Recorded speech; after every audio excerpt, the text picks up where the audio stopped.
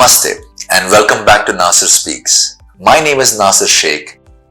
Today we're going to speak about empowerment.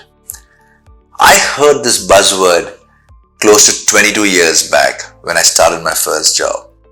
And we spoke about empowerment. We spoke about each associate, each employee having that as part of his or her toolkit. And this is when I had joined Marriott. At that point of time, to me it was a word like to many others. But I realized the true power of empowerment when there was a guest issue and I handled it and I used the authority given to me by my leader effectively. And then I realized how important it is. To many, empowerment may just be a buzzword. But this could be, if executed correctly, could be a catalyst to great success. What are you doing when you're saying you're empowering somebody? What are you doing is you're basically giving them the power to take decisions. That means from a leadership perspective, from a senior leader to somebody who is reporting or into him or her, or even below that, to the people who are on the front line. You're giving them the ability to take decisions and to act on their decisions. So when there is a customer request, a customer issue, or anything, they do not go back to the customer and say, please allow me to check with my manager and come back. Isn't that frustrating? But if otherwise, the person meeting the customer would say, all right, I understand your concern. Can I do this for you?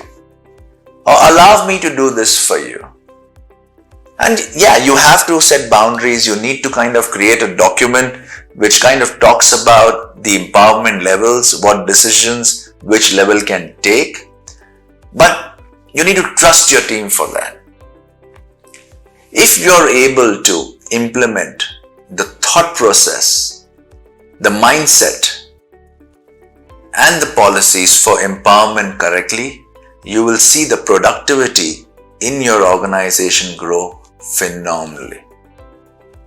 Will there be mistakes? Yes, there will be mistakes. But we need to learn from those mistakes and not stop empowerment, but look at how you can make it better. I used to always tell my team, and I still do, you need to reach to me when you need to say no to somebody for their request. If the answer is yes, go for it. If we need to relocate some other day, we will. But you don't need my permission to say yes, you need my permission to say no. And it's worked for me. Over the last 2 decades plus, it's worked for me. The other big advantage of empowerment is it really links directly into delegation. We spoke about delegations a couple of weeks back. How can you expect somebody to do the assignment you've delegated them if you've not empowered them to do that? Alright. So remember, empowerment is just not a word. It's more about actually passing responsibility, accountability, and the power to take decisions. The power to make a difference to a situation. The power to handle the customer's concerns. And most importantly, it is the power for solutions and the power to make your customer happy. Alright, with that, thank you very much and I look forward to seeing you in our next chat as Nasir Speaks. See you then. Bye-bye.